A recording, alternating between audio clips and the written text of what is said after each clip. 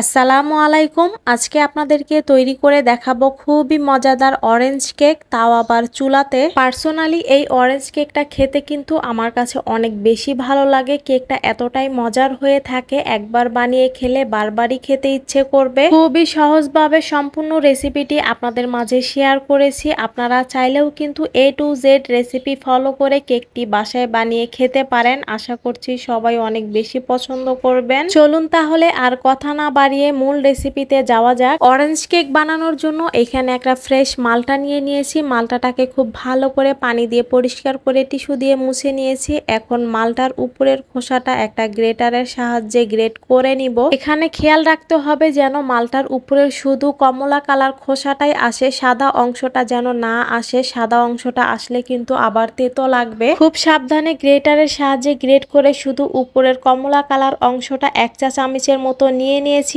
আর মালটাটা কেটে এখানে half cup রস নিয়ে নিয়েছি। একটা মালটা থেকে হাফ কাপ রস বের হয়, আর আমাদের হাফ কাপ রসই লাগবে, কম বা বেশি না, পুরোপুরি হাফ কাপই লাগবে। তো এখন সমস্ত শুকনা উপকরণগুলো চেলে নিব। এখানে দিয়ে দিলাম 1 কাপ ময়দা। আমি এখানে তীর ব্র্যান্ডের ময়দাটা ইউজ করেছি। আপনারা চাইলে যে কোনো প্যাকেটজাত ময়দাই এখানে দিতে পারেন, চাইলে আটাও দিতে পারেন, তবে খেয়াল রাখবেন ময়দাটা যেন প্যাকেটজাত হয়। দিয়ে দিলাম 1 টেবিল চামচ ফস্টার ক্লার্ক ব্র্যান্ডের কর্নফ্লাওয়ার এবং হাফ চা চামচ বেকিং পাউডার, দিয়ে দিলাম 1 চিমটি লবণ। এবার সবগুলো শুকনা উপকরণ খুব ভালো করে চেলে নিব। কেক বানানোর ক্ষেত্রে মেজারমেন্টটা কিন্তু অবশ্যই জরুরি। আপনারা টেবিল চামচ, টি চামচ কোনটা এটা অবশ্যই জেনে নেবেন এবং সমস্ত উপকরণগুলো পরিমাপ মতো দিবেন। তাহলেই দেখবেন ইনশাআল্লাহ কোনো গন্ডগোল হবে না, একদম পারফেক্ট ভাবে খাবার তৈরি হয়ে যাবে। তো এখানে নিয়ে নিলাম রুম টেম্পারেচারে থাকা 2টি ডিম, আর নিয়ে নিলাম হাফ কাপ চিনি, 1 কাপের অর্ধেক পরিমাণে। প্রথমে ইলেকট্রিক বিটারের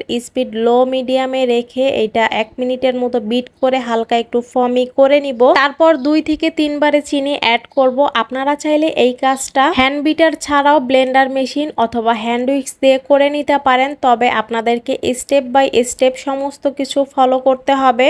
স্পঞ্জ কেক ছাড়া সমস্ত কেকই কিন্তু হ্যান্ড বিটার ছাড়া ব্লেন্ডার মেশিন অথবা হ্যান্ড উইক্স দিয়ে করে নেওয়া যায়। সেক্ষেত্রে পার্থক্যটা হলো ব্লেন্ডার মেশিন দিয়ে করলে সময়টা কম লাগবে, আর হ্যান্ড উইক্স দিয়ে করলে সময়টা একটু বেশি লাগবে, এটাই কিন্তু কেক পারফেক্ট হবে। হাফ কাপ চিনি পুরোটাই 3 ধাপে এখানে দিয়ে দিয়েছি। এখন বিটারের কাটা ঘুরিয়ে খুব ভালোভাবে চিনিটাকে মেল্ট করে নিব। চিনিটা যেন সম্পূর্ণভাবে গলে যায় এদিকে খেয়াল রাখতে হবে। ভিডিওর মাঝখানে একটু ছোট করে বলে নিচ্ছি, আপনারা যারা নতুন এসেছেন আমার চ্যানেলে, ভিডিওটি ভালো লাগলে অবশ্যই একটি লাইক দিয়ে দিবেন। আরো নতুন নতুন ভিডিও পাবার জন্য চ্যানেলটিকে সাবস্ক্রাইব করে পাশে থাকা বেল অল বাটনে ক্লিক করে দিবেন, যাতে করে নতুন ভিডিও দেওয়ার সাথে নোটিফিকেশন আকারে পেয়ে যান। এবং যারা ভিডিওটি ফেসবুক পেজ থেকে দেখছেন তারা পেজটিকে ফলো দিবেন, লাইক দিবেন। ইতিমধ্যে যারা লাইক, ফলো, সাবস্ক্রাইব করে সম্পূর্ণ ভিডিওটি দেখছেন তাদের সবাইকে জানাচ্ছি অসংখ্য ধন্যবাদ। ইলেকট্রিক বিটার দিয়ে বিট করার সময় বাটির চারপাশে যে ব্যাটারটা লেগে থাকে এটা একটা স্প্যাচুলার সাহায্যে মাঝখানে এনে নিব, কেননা এই সমস্ত ব্যাটারের ভিতরেও কিন্তু চিনির দানা থেকে যায়। আবারও বলছি, চিনিটা যেন খুব ভালোভাবে মেল্ট হয়ে যায় এদিকে খেয়াল রাখতে হবে। এছাড়া কিন্তু যখন কেকটা সম্পূর্ণরূপে বেক হয়ে যাবে কেকের উপরের পাটটা ভেজা ভেজা থাকবে। চিনিটা খুব ভালোভাবে মেল্ট করা হয়ে গেছে। এ পর্যায়ে দিয়ে দিচ্ছি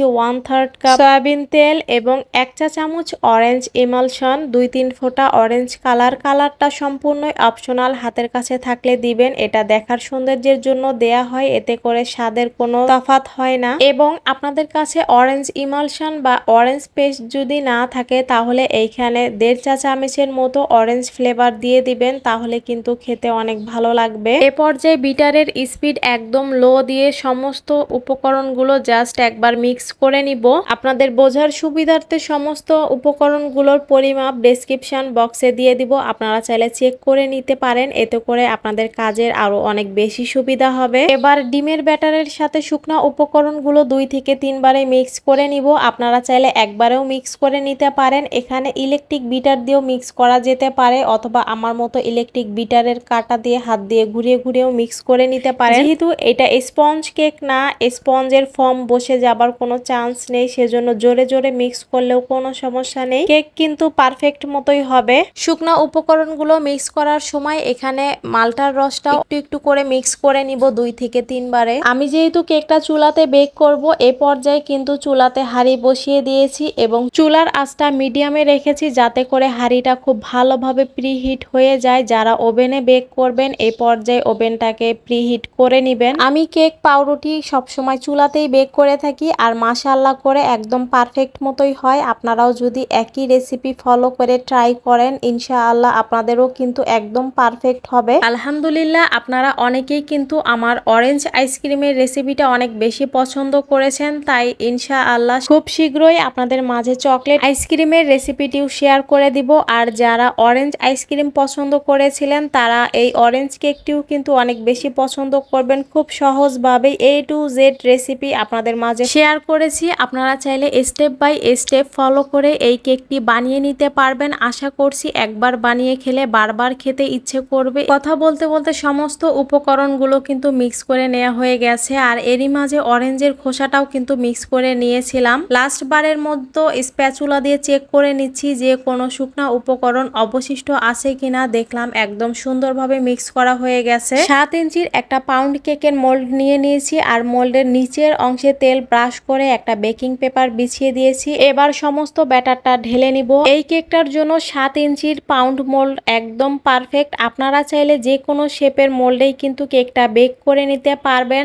চাইলে টিফিন ক্যারিয়ারের বাটিতেও কিন্তু কেকটা বেক করে নেওয়া যায়। এবার মোল্ডটাকে খুব ভালোভাবে ট্যাপ করে নিলাম যাতে করে ভিতরে কোনো এয়ার বাবলস ক্রিয়েট না হয়। এখন পানির ভিতরে একটা চামচের হাতল চুবিয়ে সামান্য একটু ঝাড়া দিয়ে কেকের মাঝখানে একটা দাগ টেনে দিব। এই কাজটা করার কারণ হলো কেকের মাঝে একটা ফাটল সৃষ্টি হবে। আপনারা খেয়াল করলে দেখবেন যে পাউন্ড কেকের মাঝখানটা কিন্তু একটু ফাটা থাকে, দেখতে ভালোই লাগে, সেজন্য আর কি এই কাজটা করা হয়। তো প্রিহিট করা পাত্রে আমি এখন কেকের মোল্ডটা বসিয়ে দিব। তার আগে একটা কাগজ বিছিয়ে দিলাম যাতে করে কেকের উপরটা একটু কালার হয়। যদিও এটা অরেঞ্জ কেক হবার কারণে কালারটা ঠিকমতো বোঝা যাবে না। তো আজকে কিন্তু কেক মোল্ডের নিচে কোনো স্ট্যান্ড ব্যবহার করিনি, সরাসরি বসিয়ে দিয়েছি। এবার ঢাকনা দিয়ে ঢেকে উপরে একটা ভারী কিছু দিয়ে ভরা দিয়ে দিব যাতে ভিতরের তাপ বাহিরে বের হতে না পারে, এটা খেয়াল রাখতে হবে। এই পর্যায়ে চুলার আঁচটা লো মিডিয়ামের মাঝামাঝি আছে, মানে লো নেই এবং মিডিয়াম নেই, লো ফ্লেম থেকে একটু বেশি রাখতে হবে। তাহলেই দেখা যাবে কেকটা মাশাআল্লাহ করে পারফেক্ট মতো ফুলে যাবে। তো 35 মিনিট পরে আমি একটু চেক করেছিলাম, দেখলাম যে আরো কিছুটা বাকি ছিল।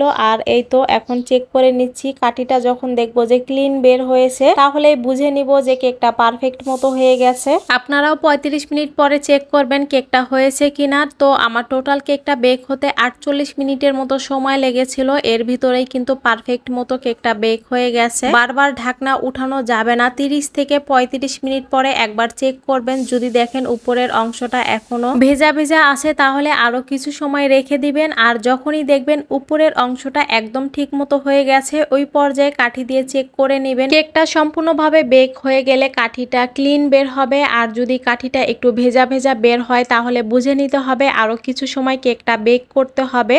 তো দেখতেই পাচ্ছেন কেকের মাঝে কিন্তু ছোট্ট একটা ফাটলের মতো হয়ে গেছে। এই পর্যায়ে কেকটাকে আপনাদেরকে কেটে দেখাবো, তাহলেই বুঝতে পারবেন মাশাআল্লাহ করে কেকটা কতটাই পারফেক্ট হয়েছে। প্রতিটা অংশই কিন্তু খুব ভালোভাবে বেক করা হয়ে গেছে। আপনারা অবশ্যই টাইমটা খেয়াল রাখবেন এবং A to Z recipe follow করবেন, তাহলে কিন্তু খুব সহজেই বাসাতেই এই কেকটি তৈরি করে নিতে পারবেন। 100% গ্যারান্টি করে বলছি, একবার যদি এই কেকটি বাসাতে তৈরি করে খান বারবার করেই কিন্তু বানাতে ইচ্ছে করবে। কেকটা এতটাই মজার হয়ে থাকে। আশা করছি ভিডিও দেখে বুঝতে পারছেন মাশাআল্লাহ করে কেকটা কতটাই পারফেক্ট হয়েছে এবং সফট হয়েছে। এই কেকটা কিন্তু আমার বাসার সবাই অনেক বেশি পছন্দ করে। আপনারা চাইলেও কিন্তু এরকম কেক বানিয়ে বাসার সবাইকে পরিবেশন করতে পারেন। আশা করছি তারাও কিন্তু অনেক বেশি পছন্দ করবে। রেসিপিটি ট্রাই করলে অবশ্যই কমেন্টস বক্সে জানাতে ভুলবেন না খেতে কেমন হলো। আজকে তাহলে এই পর্যন্তই। Thanks for watching my video.